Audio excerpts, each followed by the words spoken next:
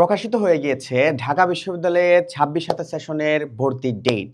আমরা ইতোমধ্যে জেনে গিয়েছি ঢাকা বিশ্ববিদ্যালয়ের most dynamic faculty of business studies কিংবা ঢাকা বিশ্ববিদ্যালয়ের ব্যবসা শিক্ষা ইউনিট কিংবা সি ইউনিটের অলরেডি ভর্তির ডেট ঘোষণা করে দিয়েছে এবং আমরা এসএসসি ২৬ ব্যাচ কিছুদিন আগে আমাদের পরীক্ষা শেষ হয়েছে। তো এসএসসি ২৬ ব্যাচ আমরা যারা আছি এবং যারা আমরা কমার্স থেকে বিলংস করছি এবং ঢাকা বিশ্ববিদ্যালয়ের এই এফবিএস হচ্ছে তাদের প্রথম সারির পছন্দ, কারণ বাংলাদেশের সর্বোচ্চ বিবিএ ডিগ্রি প্রোভাইড করে তারা। হ্যাঁ, তো এক্ষেত্রে একজন এফবিএস এর শিক্ষার্থী হিসেবে আমি তোমাকে কিছু কথা বলতে চাই যেগুলা তোমার হয়তোবা মনে হতে পারে যে ভাইয়া এগুলা না জানলেই হয়তোবা আমার আজকে ঢাকা ইউনিভার্সিটি এফবিএস প্রিপারেশন শুরু হতো না। দেখো, অলরেডি আমরা এসএসসি ২৬ ব্যাচের রেজাল্ট দেখেছি, তাই না? বাংলাদেশে মাত্র পাশ করেছে 62%। হ্যাঁ, এ প্লাসের হার ছিল 3%-এর কাছাকাছি এবং ফেল গিয়েছে পরীক্ষার্থী ছিল 18 লাখ। হ্যাঁ, 18 লাখ এবং পাশ করেছে মাত্র 11 লাখ। সো বুঝতেই পারছো এই বছর রেজাল্ট আসলে ওরকম আহামরি হবে না। হ্যাঁ, তুমি হয়তো বা ভালো পরীক্ষা দিয়েছো বা কিংবা তোমার রেজাল্ট বিভিন্নভাবে তোমার কি হইতে পারে, কাটচাট হইতে পারে। সো মাথায় রাখবা ভাইয়া, তোমরা যারা প্রিপারেশন এখন শুরু করেছো তোমাদের একটু একটা ভীতি বলে দিচ্ছি, সেটা হচ্ছে তোমাদের এবার এসএসসি 25 ব্যাচের রেজাল্ট যেমন হয়েছিল না, এসএসসি 25 ব্যাচের প্রায় 20 বছরের আগের রেকর্ড ব্রেক করেছিল রেজাল্টে, এত খারাপ হয়েছিল। তো 26 ব্যাচেও এমন একটা সিচুয়েশন আসতে পারে।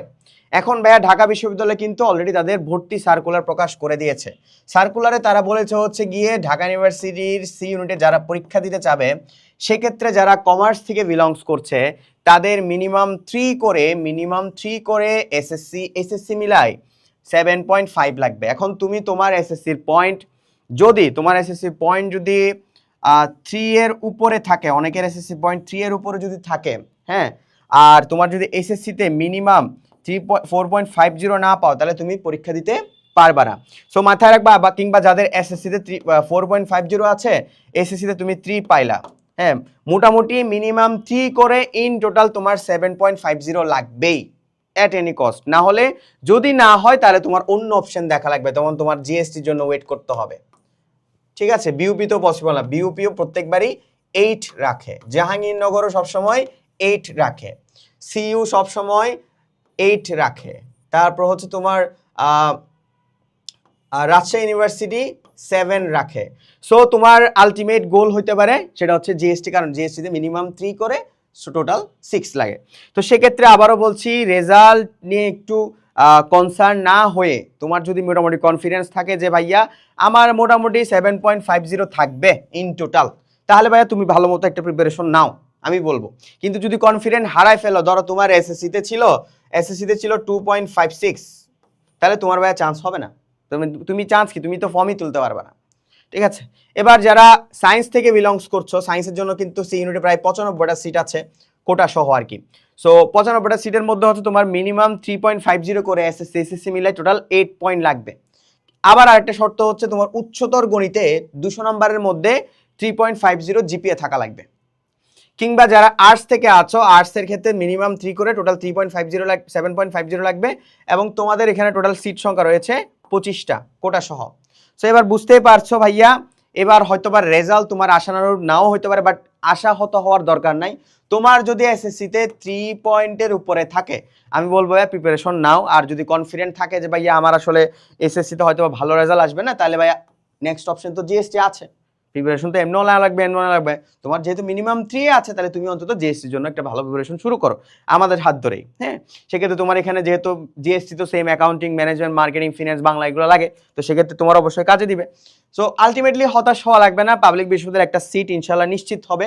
এবার আসো ভাইয়া, তোমরা যারা সিনুটের প্রিপারেশন চাচ্ছিলা বা সিনুটের আসলে কিভাবে শুরু করব কি করব বুঝতে পারছিলাম না, দেখো আমাদের ঢাকা ইউনিভার্সিটির জন্য আমরা ডেডিকেটেডলি একটা varsity C unit course launch করেছি।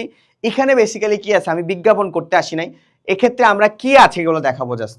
সেক্ষেত্রে হচ্ছে আমার সম্পূর্ণ টিচার প্যানেল হচ্ছে ঢাকা ইউনিভার্সিটি এফবিএস এর এক্সিস্টিং স্টুডেন্ট।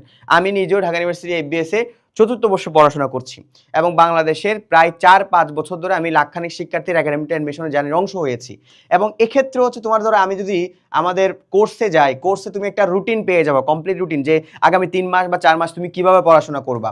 এরপর হচ্ছে গিয়ে ধরো তুমি অ্যাডমিশনের ক্লাসে যখন ক্লিক করবা, তুমি marketing, finance, English, Bangla, even তোমাকে আমি জিকের ক্লাসও দিয়ে দিয়েছি, তাহলে তুমি বিভাগ পরিবর্তনে পরীক্ষা দিতে পারো। গাণিতিক বুদ্ধিমত্তার ক্লাস দিয়ে দিয়েছি, তাহলে তোমার বিউপিতে হেল্প হয়। হ্যাঁ, তার পাশাপাশি রিটেন ক্লাস দিয়ে দিয়েছি, ফিনান্স, মার্কেটিং, ম্যানেজমেন্ট, বাংলা প্রত্যেকটা রিটেন ক্লাস দিয়ে দিয়েছি। ইংলিশের জন্য ডেডিকেটেডলি ইংলিশ ক্লাস দিয়ে দিয়েছি ট্রান্সলেশন করার জন্য, এই যে ট্রান্সলেশনের ক্লাস। সো এবার আসো তুমি এক্সাম দিবা, প্রত্যেকটা সাবজেক্টের অনেকে তো আবার এক্সাম বেচে ভর্তি হয়, দরকার নাই। আমার এখানে প্রায় অসংখ্য এক্সাম আছে, বাংলা বলো, ইংরেজি বলো, প্রত্যেকটার এক্সাম আছে। হ্যাঁ, ফিনান্স, মার্কেটিং, ম্যানেজমেন্ট প্রত্যেকটার অহরহ এক্সাম আছে, অ্যাকাউন্টিং, এক্সামের কোনো অভাব নাই। এবার তুমি ধরো বই কিনবা, বইও কোনো কেনার দরকার নাই, তোমাকে আমি সিউরিটি অ্যানালাইসিস মেগাবুক দিয়ে দিচ্ছি, সম্পূর্ণ কম্প্যাক্ট একটা বই, যেখানে তুমি বাংলা, ইংরেজি, অ্যাকাউন্টিং, ম্যানেজমেন্ট, মার্কেটিং, ফিনান্সের সম্পূর্ণ প্রিপারেশন পেয়ে যাবা। লুকাস ম্যাথ বুক দিয়ে দিচ্ছি, যাতে তুমি ম্যাথমেটিক্যাল প্রবলেম, যেমন অ্যাকাউন্টিং এ তোমার প্রবলেম হতে পারে, সেটা সলভ করার জন্য। নোটবুকস দিয়ে দিচ্ছি, যাতে আমার করা নোট তুমি হাতে করতে পারো, যেমন আমি যে নোটগুলো পড়েছি সেই নোটবুকগুলো তোমাকে দিয়ে দিয়েছি। সো তার পাশাপাশি দিয়ে দিচ্ছি দাগানো বই, যাতে তোমার এসএসসিতে যে দাগানো বইগুলো ছিল, যে পপুলার রাইটারের বইগুলো ছিল, সেগুলো এখানে ইনক্লুড করে দিয়েছি, যাতে তোমার অ্যাডমিশনের কোর এলিমেন্টগুলো তুমি নিয়ে নিতে পারো। কারণ আমাদের অ্যাডমিশনের পড়াগুলো আসে হচ্ছে আমাদের এসএসসি ফাউন্ডেশন থেকে। সো ভাইয়া, যারা কমার্স থেকে বিলংস করছো, এদিক সেদিক না ঘুরে, তোমাকে কখনো কোনো প্ল্যাটফর্ম হয়তো বা রিটার্নের প্রিপারেশন সম্পূর্ণ দিবে না, হয়তো বা এক্সাম ব্যাচ সম্পূর্ণ দিবে না, হয়তো বা বই তোমাকে সম্পূর্ণ দিবে না। আমি তোমাকে বলবো ভাই, আমি তোমাকে সব দিব। হালকেস্টাইন সবসময় সব দিয়ে দেয়, যা এবার খেয়ে নেয়, কোনো সমস্যা নাই। সো অলরেডি আমাদের কুপন চলতেছে, আমাদের 40% ডিসকাউন্ট চলতেছে। কোর্সে ভর্তি হওয়ার জন্য এখনই ভিজিট করো হালকেস্টাইনের ওয়েবসাইট। আসসালামু আলাইকুম।